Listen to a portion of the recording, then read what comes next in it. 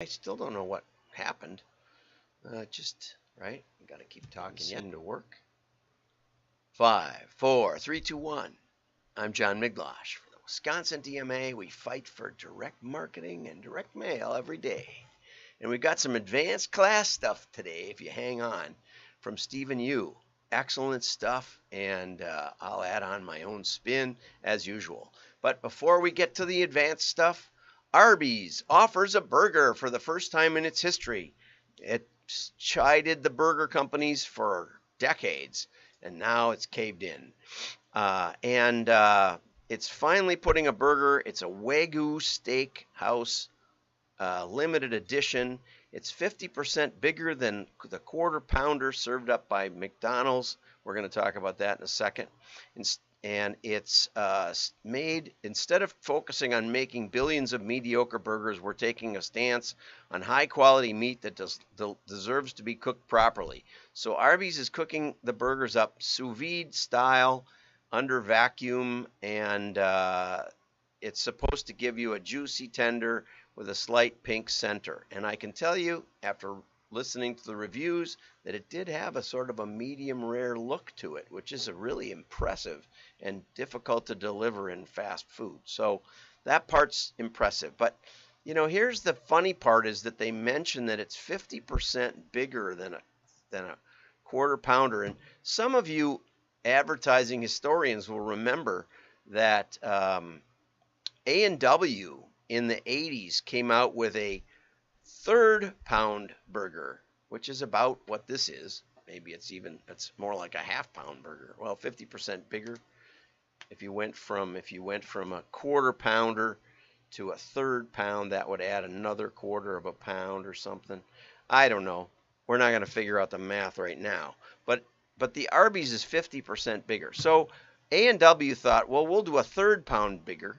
And in blind taste tests, it just crushed the McDonald's burger. Okay? So what happened? Nobody bought it. Why? They said, why should we pay the same amount for a third of a pound when we can get a quarter pound at McDonald's? You're overcharging us. People thought a third of a pound was less than a quarter of a pound. After all, 3 is less than 4. Yes, it is. And the consumer is always right. But the funniest part that I didn't know about from this article was McDonald's tried their own version of a bigger burger, the Angus third pounder, in 2007, and also in 2015, the sirloin third pounder. Okay? Oh my goodness. Just last year, this was written in 2017, but the mighty quarter pounder remains. And I like the McW. I always call it the McDouble, because that's about like a quarter pounder, but it's less expensive. It was on the dollar menu for years.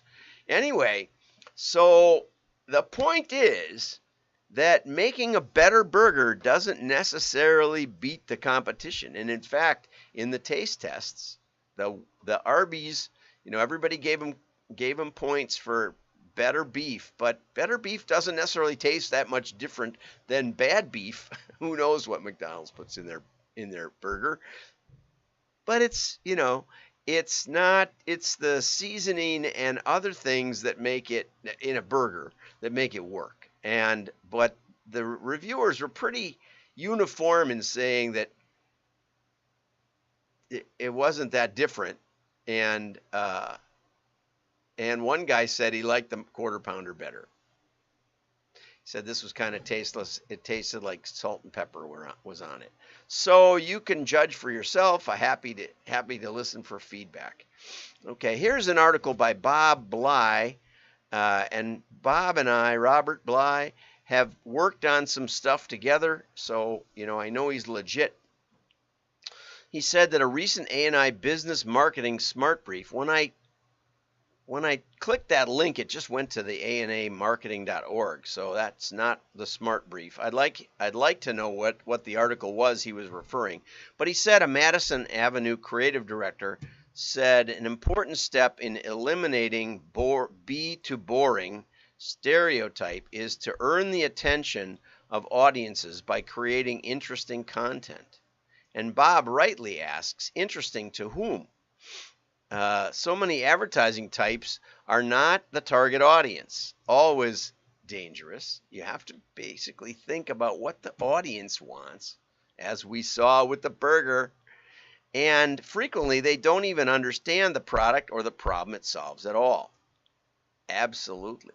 You know, I was in imprinted merchandise, and I went up to Land's End. They hired me to help them with their B2B imprinted merchandise catalog launch. And I explained to them that, I gave them like 10 points they had to do. And years later, I went up there again to see Zentmeyer, Dave Zentmeyer, who was running it. And by then, it was like a $180 million division. And he had the 10 points up on a poster on the wall. Anyway, so I said to him, you know, the buyer in business to business doesn't care how good the shirt is. The buyer wants to get points for getting a reliable source and getting a shirt the customers are going to be happy about and wear. The buyer is interested in not the fabric, it's like your customers will like this shirt and buy more stuff from you. And he looked at me he said, business to business sure is different. Anyway, so readers of B2B copy are often not the same as lay folks, or they're the same, but they have a different agenda. You know, the buyer of imprinted merchandise wants something fast for the trade show. So I said to him, have your own inventory. Get your own inventory so that you can turn it around fast. If you can do that, you will dominate the industry, because everybody knows Land's End is decent, right? It's not Versace or something, but it's, good stuff. So anyway, B2B buying is often a considered purchase, right? So save that logo tape once you get it done, and they'll come back to you, which is a sharp contrast to many consumer purchases, which are basically impulse buys. It's different when you want 300 shirts from wanting a shirt, okay? So Bob's friend, made acid-resistant bricks, okay? And the bricks would line the sulfur baths probably for things like electrolytic plating. I think that's the word for it, electrolytic. Anyway, they do them in sulfur baths. I had a sulfur bath that was overheating once that I had to fix the temperature control for. I didn't really know what I was doing, and I'd never worked on pneumatic controls, and I hear this hissing sound, and then I thought, oh yeah, this is pneumatic. It's supposed to do that. I was really nervous. Nothing like starting off on a huge swimming pool of acid. But anyway, the headline that won was Handling Sulfuric Acid. And you might find, which I think is great, because it's not clear that it was tested. It said it outperformed all previous ads. Now, was there a control? With most ads, you can do an A-B split. But anyway, handling sulfuric acid sounds dull and pedantic and totally lacking in emotional appeal. Now, you might have had sulfuric acid spill or something like that. You get a little more excitement and emotion. But I like the sulfuric acid. Oh my gosh, I can think of a bunch of headlines to test. But anyway, the engineers in sulfuric acid plants responded in droves. Okay, and the headline implied that the engineer would learn something, that it was an informative article, not just buy our bricks. And so handling sulfuric acid feels like content marketing, not sales copy. So you have to be careful what you think is boring, because you have to remember, boring is in the eye of the beholder. And usually, the creative guys have their own, they want to win awards. And I've told that story before. Okay, here's the article I wanted to get to, Going Beyond Modeling to Find New Customer Acquisition Targets by Stephen Yu. This is a brilliant article, and it speaks to the issue of look-alike modeling. We all hear, when I talk to people, they say, well, we want look-alike modeling. Looking alike Whom? Whom, right? Well, our customers. Well, as I explained to the Hudson Bay Company back in the 90s, the customer that buys a trip to Anchorage is not the same as the customer that buys a trip to Ankara, which is in Turkey. It's capital of Turkey, I believe. Anyway, and the customer that buys a gas station card or uses his gas station card is not the same as someone who's buying a Hudson Bay blanket. I said, you don't need a model for the best customers. You need a variety of models. And they looked at me, you need a system that builds models. And that's what we did back in the 90s. As far as I know, we were the first people in the world to apply what Stephen Yu is talking about here, right? So finding prospects who look like your customers but aren't your customers is a great use of modeling. But modeling is about mimicking your target group. So if you don't carefully define your target group, you're in a lot of trouble. The art of targeting in the multiverse, and what he means by that is where there's you have multiple sub-targets, okay? And so, like Land's End had the business-to-business component, okay? Would you just use random samples of your customers as a target? No. So there's high-value customers, and for Cabela's, when we started modeling their mailings, one of the first things we spotted was that there was a segment of 5,000 customers at the very top of the model that actually produced more than 100% response. Wow. And so we pulled the names and looked at them, and they were outfitters and lodges and resorts for hunting and fishing. And we realized that these were businesses, not consumers. Same thing with Musician's Friend. When we found the people that bought the $50 guitar pick or whatever, maybe it was a $20 guitar pick, but most people buy 10 for $10 or something guitar picks. And so we found that they were the business to business. When we looked at pet supplies, we found that some of the pet groomers were buying $300 sets of scissors, whereas most were buying starter kits. And we found out that there were different markets. Or Baseball Express, I called them up and I said, who are the people buying these pitching machines for $4,000? They said, oh, leagues, and I still can't, it's so funny. I said, do you ever consider business to business? They said, no, we're strictly consumer. I said, well, who's buying these pitching machines? They said, oh, leagues and colleges and even major league teams. I said, did you ever think that's more of a business-to-business purchase? They said, no, we're strictly consumer. Well, anyway, so then we started modeling other stuff that got bought along with those, and we found that line chalk or rosin bags for pitchers to use, those very inexpensive purchases meant that there was a baseball diamond, a serious baseball diamond. When we played ball in our backyard, we just threw out boards for the bases, and we didn't have any line chalk. I can tell you that. And we sure didn't have rosin bags because we were just tossing the ball in there. So often there are things hidden in your customer file. And if you have a modeling system that spots the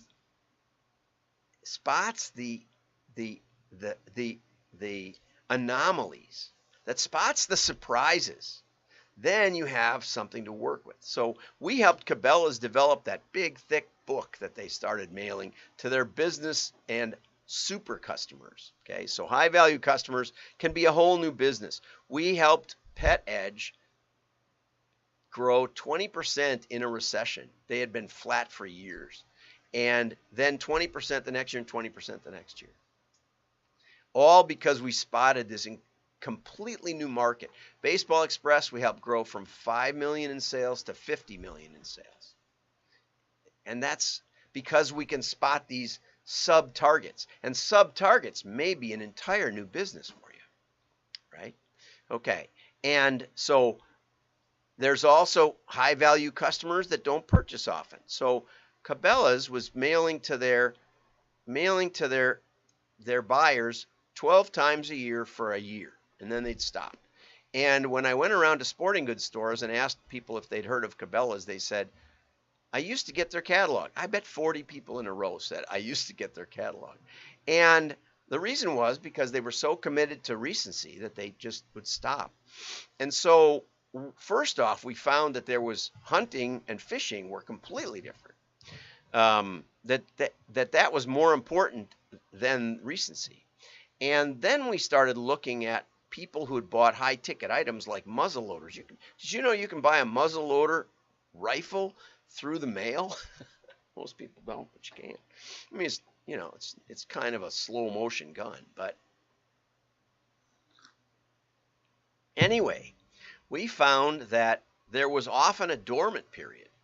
We speculated because mobile homes, percentage of mobile homes was one of the really good variables we discovered for Cabela's.